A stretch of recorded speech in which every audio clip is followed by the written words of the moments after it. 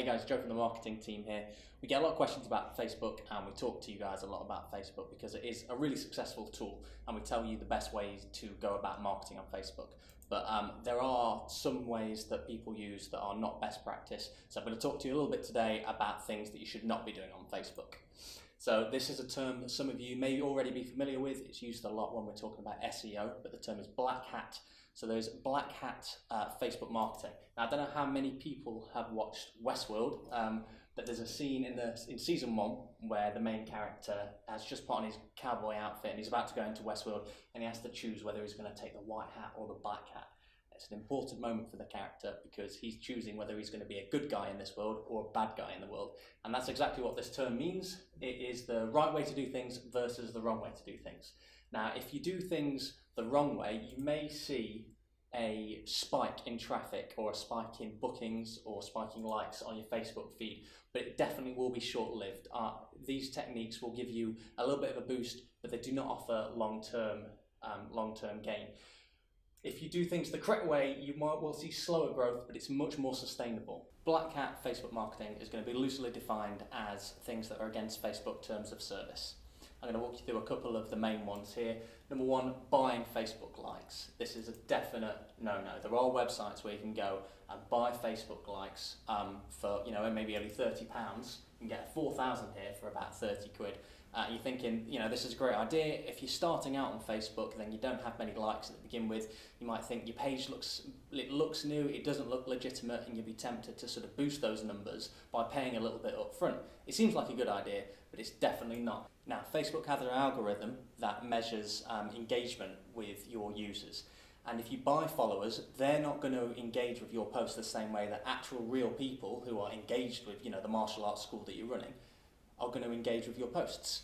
So for example, let's say you have 200 organic fans of your page. Let's say 25% engage with your post by liking or commenting on a regular basis. That's 50 fans. Now if you buy an extra 1,000 fans, those 50 fans will still be the only ones that are engaging with you. And that's only 4.2% of your fan base.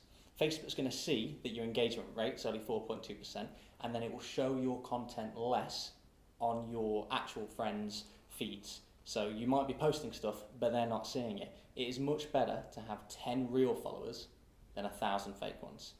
Next, any third-party bots. Now, bots are anything that will mimic human interaction with people that comment or share or like anything on your page, but it's actually, it's an algorithm, it's a machine that's doing it, it's not you.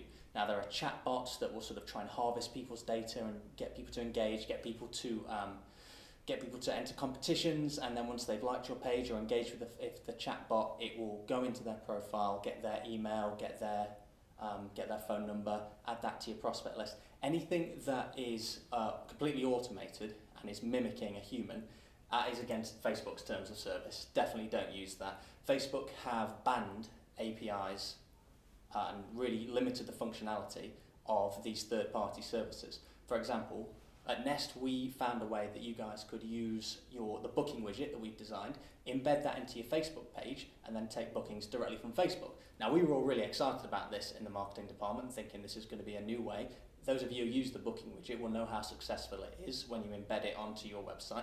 So we thought a lot of people don't even visit your website, they look on Facebook. If we can have bookings go through Facebook, that's an extra stream of trial lesson bookings for everybody. Great. But the problem was so many people had abused this Facebook API that we would need to utilize that it was really shut down. There was no real way to get it on there. We did find a workaround, but it only worked for people with over 2,000 likes on their page. So it's not everyone. 2,000, it's quite a high number to hit for a local martial arts school. It was only the larger schools that could do it. So we were really disappointed with that, and it's all because people were utilizing what Facebook was giving, using it for nefarious ways, and Facebook started to shut that down. So now, there's no way really that we can embed the booking widget into a Facebook page. The best way is just put out content that people like. If you are engaging people in a natural way and you are creating things that are interesting for them, they're going to like that, they're going to share it. It's a conversation. You need to use it smart, like the rest, any of your marketing materials, any of your digital marketing, you need to use it and put stuff out there that people are going to be interested in, put stuff out there that's relevant to them. Post as often as you can, but don't post for the sake of posting. Always make sure it's clear, relevant, interesting, and will start a conversation. Another thing that we see often is people using their personal profiles for business purposes. Now, if you have a completely clean profile and you're only putting stuff up there that you'd be happy with everybody seeing, that's fine. You've got to remember that Facebook, it's been around for years and years now. Are you happy, if you scroll back through your posts, through your photos, are you happy with, you know, kids and their parents seeing every single picture you've ever put out there? It's a difficult one, but it's always best to set up a second account. Now, we have a policy in Nest that staff members that want to interact with you guys on Facebook create a second business account for this purpose. So you can see here the difference between my personal account and my Nest account. So, you know, we've got me laughing like a drunken idiot here, picture of me on holiday, pulling a silly face. I don't want you guys really to see this. I'm using this to illustrate a point, but, you know, no one's going to take this guy seriously.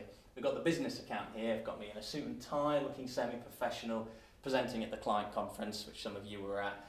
This is the image that I want to put out to you guys, and you guys have got to think about what image you want to put out on your Facebook page. It's definitely best to have a separate business profile stuff, so you have images like this and not images like this.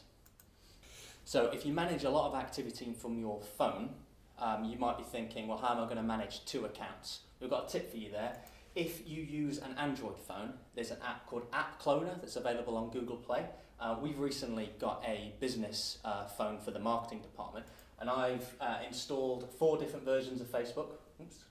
4 different versions of Facebook and 4 different versions of Pages Manager, and those are logged in with the rest of the marketing team and myself. We all have our own app on the phone, so you can clone any app really and use it to manage multiple accounts. If you've got an iPhone, you can't clone apps, but there are third-party Facebook apps that you'll be able to download and utilise.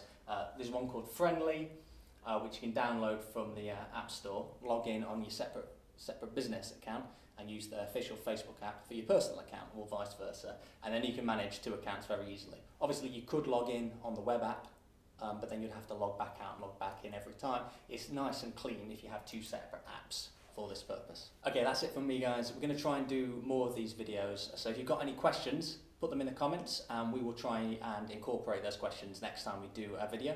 And if you've got any Facebook marketing tips, put them in the comments. If you think this is the right way to do things, you know, share it with the community.